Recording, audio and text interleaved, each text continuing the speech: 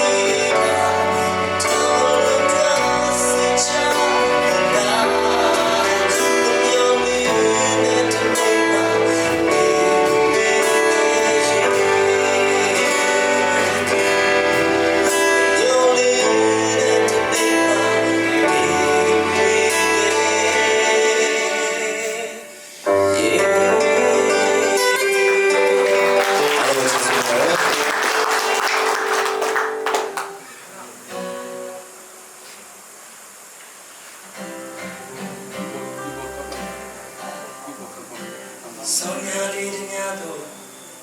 ခပြန်လေးလိုရောက်ရှိခဲ့တွေးလေးများလေးပြပြကံဝေးနေနေကိုလေးများလေးဆောင်ရလေးများကြဒီကိုလေးတစ်ခုလေးပြန်ပြီးအင်းချမ်းမှုကြီးလေးဝမ်းမြောက်ခြင်းစစ်တို့လောကကြီးကမပြီးစွာနိုင်တဲ့အခါနေချမ်းမှုကြီးနဲ့ဝေခုဝေခွာခဲ့ဆောင်ရလေးရဲ့ Christmas Day ရဲ့ဆောင်ရလေးရဲ့ခပြန်လေးလိုရောက်ရှိခဲ့ဝေလေးများရဲ့ပြန်ကံပဲနေ